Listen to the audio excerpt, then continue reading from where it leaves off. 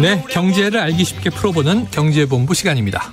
KBS 보도본부의 경제 스토리텔러 서영민 기자 나와 있습니다. 어서 오세요. 안녕하세요. 어휴, 마스크도 패션으로 쓰신 것 같아요. 네, 노란색입니다. 네, 컬러가 멋있습니다. 네. 그래서 제가 벗었습니다. 이제 안 써도 되는데 네. 3명 이상 모이면 저는 이제 좀 혹시 안전 때문에 쓰고 있거든요. 방송하시니까요. 예, 근데 이제 네. 둘이니까 네. 한번 쓰셨으니까 제가 벗었고요.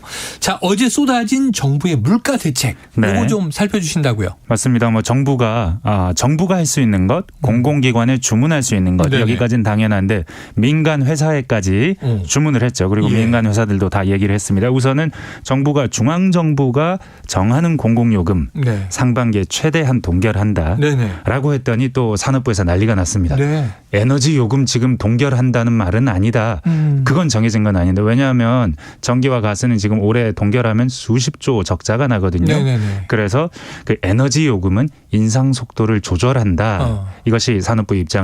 네. 근데 용산에서는 그 에너지 요금도 포함해서 뭐 공공요금에 대해 전반적으로 얘기를 했기 때문에 요거는 앞으로 좀 더 봐야 될 문제긴 한데 여튼 공공기관 요금 다 동결 혹은 상반기 멈춤이고 그리고 하나 눈에 띄는 건 뭐 금융통신기업에 고통 분담 요청했는데 거기에 대한 답이 바로 나왔습니다. 네. 데이터 공짜로 받으실 거고요. 30기가. 네. 그리고 예대 금리 차 내지는 기타 여러 기업의 사회 공헌 차원에서 금융이 이번에 금리가 높아져서 돈을 많이 벌었는데 니네가 잘해서가 아닌데 그거 다 너네 성과급으로 가져가려고 하는 것 같더라. 배당하려고 하는 것 같더라.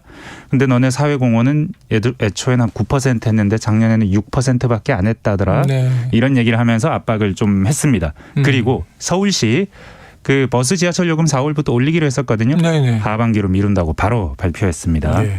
뭐 전기, 가스, 버스, 에너지 그리고 취약계층 지원으로는 난방비 지원을 좀 더 두텁게 LPG 같은 것도 지원 대상이 되게 네네. 이렇게 많이 지원 보따리가 어제 많이 나왔습니다. 예. 그래서 이제 이 윤석열 대통령 뭔가 민생 대책에 네. 상당히 드라이브를 거는 네. 그런 이야기들이 말씀하신 대로 쏟아져 나왔는데 이유가 있습니다. 이유가 있어요. 네. 다들 지금 1월 고지서를 받아보셨거든요. 2월이 돼서 네. 드디어. 이게 지역마다 아파트마다 받는 날짜는 다릅니다. 그래서 네네. 기간도 다르고요. 뭐 12월 한 2일부터 1월 1일까지 요금이 2월 초에 나오고 네네. 만약에 12월 중순에서 1월 중순까지 요금이라면 2월 중순에 나오고 이런 식으로 순차적으로 쭈루루 나오게 되는데 이 1월이 가장 무서운 달 아니겠습니까? 그렇죠. 난방비 가장 많이 쓰는 달. 네. 이거 받으면서 나 이번 달 전기요금 100만 원 나왔어요. 가스요금 100만 원 나왔어요. 관리비가 평소 3배 나왔어요. 네. 폭탄 맞았어요. 이런 소리가 나오면서 굉장히 민심이 안 좋았어요. 근데 이 민심이 안 좋은 게 요 난방비로 끝난 게 아니고 그런데 정부에서는 계속 발표했죠. 올해부터는 공공요금을 좀 정상화해야 합니다. 정상화. 버스, 가스, 다른 기타 예, 전기 요금도 지금 한 번 올렸지만 3번 더 올리겠다고 했었거든요. 사실은 그런 쪽으로 쭉 정상화 로드맵이 나오니까 시민들이 힘들다. 물가 올라가는 건 정부가 절대 반길 수 없는 뉴스거든요. 네. 이 상황에 좀 대책이 나왔다. 배경은 이렇다. 예. 네. 그래서 지금 이제 민간 부문, 통신, 금융 여기에까지 좀 이제 압박 요구가 들어간 것은 좀 놀랍다. 네. 왜냐하면 이번 정부가 시장주의잖아요. 네. 민간이 경제를 이끌고 정부는 네. 지원한다. 근데 이제 강한 억제가 나왔어요. 맞습니다. 그래서 이 부분이 논란의 여지도 좀 있고 시원한 구석도 있고 이거 어떻게 보는 게 좋나요? 이게 사실은 시장 논리 차원에서 보면 이거 할 수 없는 일이에요. 왜냐하면 지금 어제 대책이 나온 뒤로 어제 오늘 증시 주식 보신 분들은 아시겠지만 통신주, 은행주 대부분 한 5% 안팎 이틀 동안 빠졌다. 엄청 빠졌습니다. 지금 은행주 가지고 계신 분들은 부글부글 끓으실 거예요. 아니 기업이 영업이익이 어마어마하게 났는데 조 단위의 영업이익이 났는데 나누지도 말고 이 돈을 기업을 위해 쓰지도 말고 사회 공헌을 하라고 쓰라니 이게 무슨 민주주의 사회냐라고 주식 가신 분들 주식 가지신 분들은 부글부글 끓으실 거예요. 통신사도 마찬가지입니다. 어제 갑자기 폭탄을 맞았거든요. SK텔레콤은 어제 오늘 계속 꽤 내리고 있습니다. 그래요. 지금 이런 상황이 시장적인 조치는 분명 아닙니다. 아니다. 네. 그런데 이번에 나온 조치에 바로 화답을 했죠. 기업들이 3월 한 달 동안 이용자 3,300여만 명에게 통신 3사별로 무료 데이터 30기가 준다는 데도 있었습니다. 네. 아마 한 달 요금이 10기가짜리이신 분들도 계실 텐데 굉장히 좋은 소식이죠. 시니어 요금제, 중간 요금제, 다양한 요금제도 만들고 은행권에선 서민금융상품 늘리고 3년간 10조 원 이상 공급한다. 불법 사금융에 시달리는 사람들한테는 긴급 생계비 대출 뭐 이런 거 지원한다. 굉장히 많은 이쪽 사기업단에서도 패키지가 나왔는데 네. 이거 어떻게 볼 것이냐. 네. 방금 말씀드렸다시피 이건 시장적인 조치는 아닙니다. 다만 이 조치가 나오면 당장 어떤 효과를 기대할 수 있느냐. 예. 데이터 30기가 공짜로 받으시면 앵커님은 어떤 생각이 드십니까? 저는 좋죠. 반갑죠. 네네. 네. 은행권에서도 저 은행권이 돈 벌었다고 성과급 막 잔치를 하는데 예. 우리 집 옆에 다니는 은행 다니는 사람은 작년 성과급 무슨 연봉만큼 받는다는데 이게 말이 되냐라고 부글부글 끓다가 네. 그거 주지 못하게 한다는 소리가 나오면 기분이 좋다고 해도 되나요 이거? 죄송스럽습니다. 아니 사실은 뭐 네. 그냥 그거 잘하는 거 아니야? 뭐 이런 얘기들이 많이 나올 것 같고. 바로 그 효과입니다. 네네. 네, 지금 이게 물가가 올라가는 것 혹은 내려가는 것을 정부가 어떻게 할 수는 네네. 없어요. 다만 민심 달래는 효과. 이게 무엇이 제일 있냐. 매일 손에 들고 있는 핸드폰. 예. 그리고 제일 배 아픈 소리가 옆집 사람이 억 단위 돈을 벌었다는 네네. 소식인데 네. 이런 것들이 잘못된 거야 라고 준엄하게 말을 하니 민심 달래는 효과 분명히 있죠.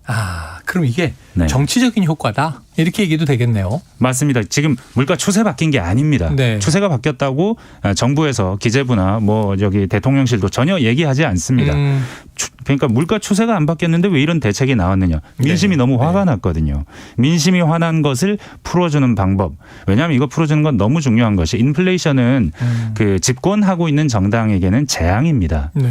집권하고 있는 정당들이 민심에 의해서 무너지는 경우는 뭐 어떤 경우는 정치적 격변에 의한 것도 있지만 인플레이션이 너무 심하면 그 어떤 정권도 버티지 못하고 인플레이션에 대한 불만이 크면 그 어떤 정권도 그 지지율을 담보할 수 없습니다.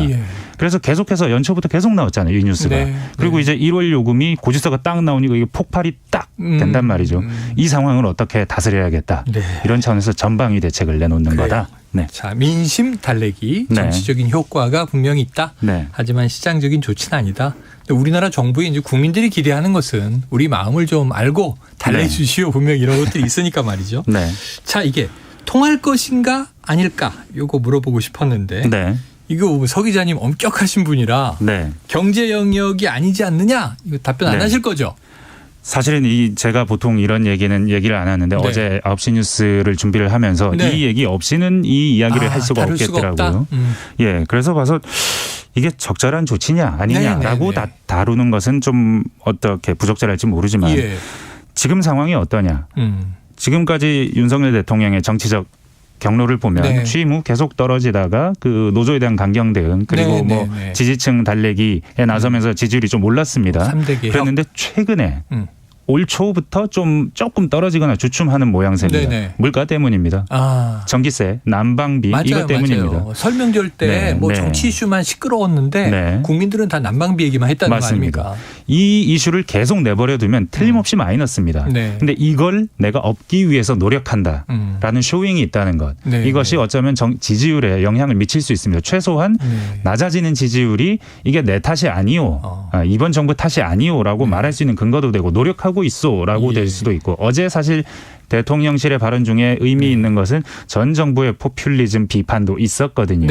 그거 역시 같은 맥락에서 해석해 볼 수 있겠죠. 이번 정부의 지지율을 제고하는데 도움이 되거나 최소한 마이너스가 되는 것을 막아줄 수 있는 이벤트이지 않은가 하는 생각이 듭니다. 이거 제가 정치경제학이라고 대학원 때 공부할 때 정치와 경제는 연결돼 있다. 근데 우리 서 기자님 엄격한 경제주의자이기 때문에 자, 이렇게 답변을 하고 해석을 하셨지만 서 기자님 개인적인 생각이 궁금한데 어떠십니까? 두 감정이 있습니다. 두 개의 감정이?